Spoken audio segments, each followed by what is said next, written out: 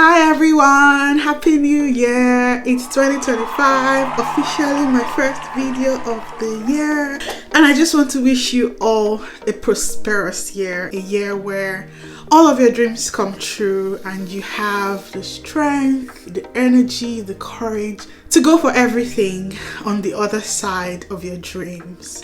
I wish you all the very best. If you're joining for the first time, welcome. I am Ola, your DEI bestie, and through Inclusive Erst, I support organizations and inclusive leaders to get the very best out of their employees and ensure that their organizations perform at the highest level of innovation, productivity, and inclusion, especially by fostering a strong sense of belonging in the workplace. One of the things I got up to during the holidays was watching the very popular Tyler Perry movie, The 688, a very fantastic, historical, beautiful movie. If you've not seen it yet, you need to see it. But not before you hear what I think about the lessons that this particular movie has for us, especially around fighting inequities. I think this movie was just really powerful in telling that story of courageous Black American soldiers who achieved so much despite everything that was stacked up against them. I'll try my best not to reveal too many spoilers, but if I do, please forgive me. Still, you have to see the movie if you haven't seen it yet. Very early on in the movie, there is an emphasis on the importance of solidarity in fighting inequities. I think that came up very powerfully. There's this really nice, amazing scene where all of the women were on the train on their way to Georgia.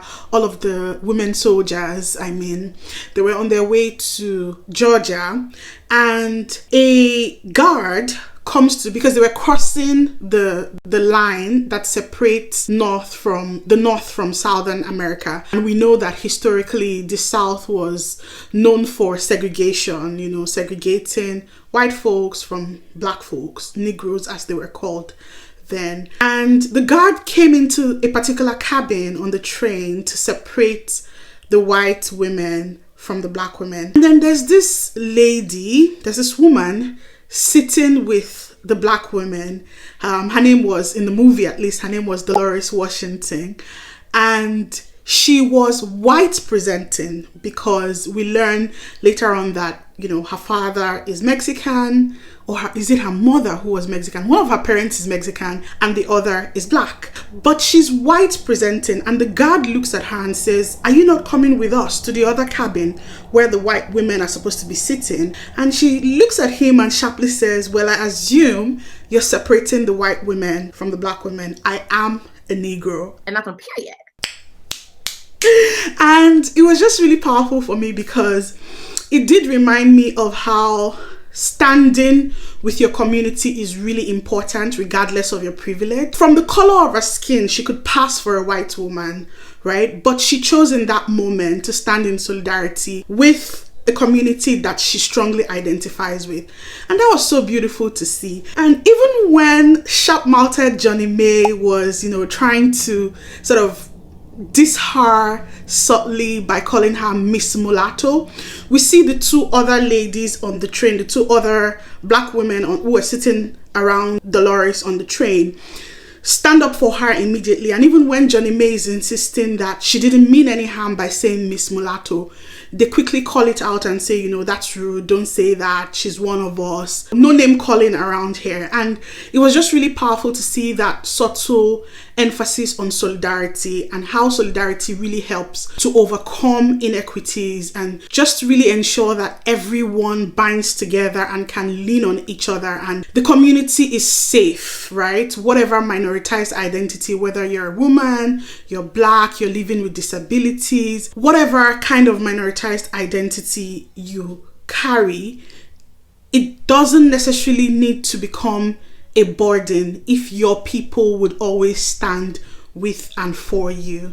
I think another powerful lesson that really just runs throughout the movie, is that consciousness is critical.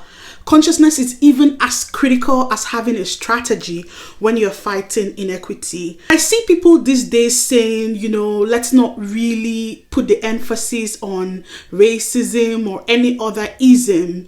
When we talk about it, we're fanning the flames, we're giving it attention. That's not too necessary. But this movie really grounded what I think about raising consciousness and raising awareness of inequities and how important that is in actually finding solutions and, coming together to fight this kind of inequities in our society. And one character that really did that for me, and I'm sure for many of you who might have seen the movie, is Captain Charity Adams, the commanding officer of the 6888.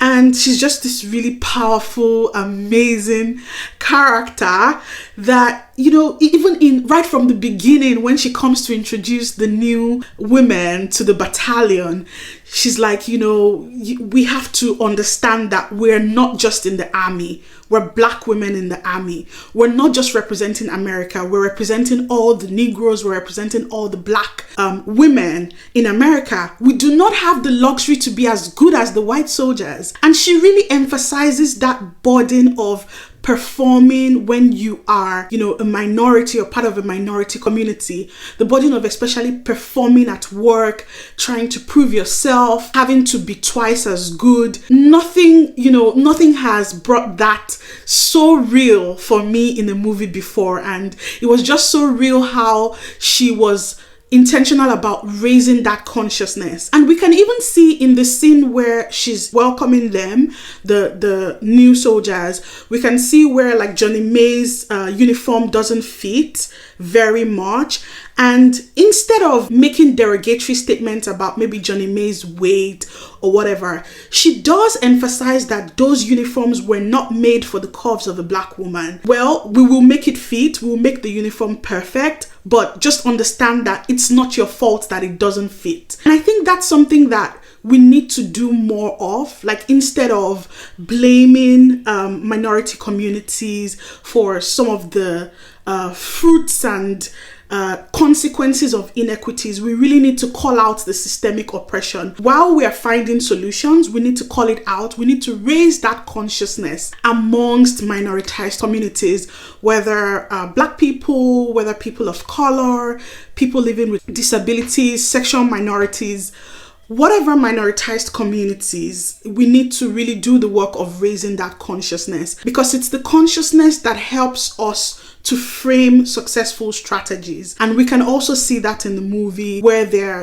devising game plans, working together, leveraging on their strengths to succeed despite the odds that are stacked against them as the only Black female battalion in the army at that time, in those days. I know that for sure things are much better now in the workplace, in our communities, in the wider society. Things are much better now and things are much more equitable now. But I'm sure that everyone who has some kind of minoritized identity can really relate to all of the consciousness that flows through the movie from the beginning to the end. Another thing that really stood out to me in the movie The 6888 is the fact that while we're fighting inequalities or inequities, discrimination, everyone's role is really different. Everyone's role in fighting inequities cannot be the same, even though we might be all a part of the minoritized community that we're trying to build power for and with. So we see in the movie that, of course, Captain Charity Adams is the frontline leader. She's inspiring her troops, standing up for them when it matters most, really giving those nuggets of wisdom, telling them not to give up. That's a really great role, right? The frontliner and all. But we also see other powerful roles, like the role of Mary McLeod, who's using her influence and relationship with the First Lady to really advocate for the battalion and really show that they are worth trusting and worth, sort of putting forward for important tasks. That is also a critical role that you can also play within the movement. Not everybody can be a frontliner. We also see Johnny May, even though she was portrayed as a very radical character, right? But the very powerful scene in the theater where she stood up to the white soldiers and really called out the BS, that was really powerful. We also need those kind of people at some point within the movement whenever we're fighting any kind of inequity. We all have our respective roles to play in fighting inequities. Not all of us can be on the front line. Some of us can use our influence behind the scenes to really make that change that we want to see happen. And we all just need to identify our individual roles and do them very well. One more thing I'd say that the movie 6888 really brought out for me is the fact that as someone who is part of a minoritized community, seeking the validation of others, especially from the majority group, is pointless.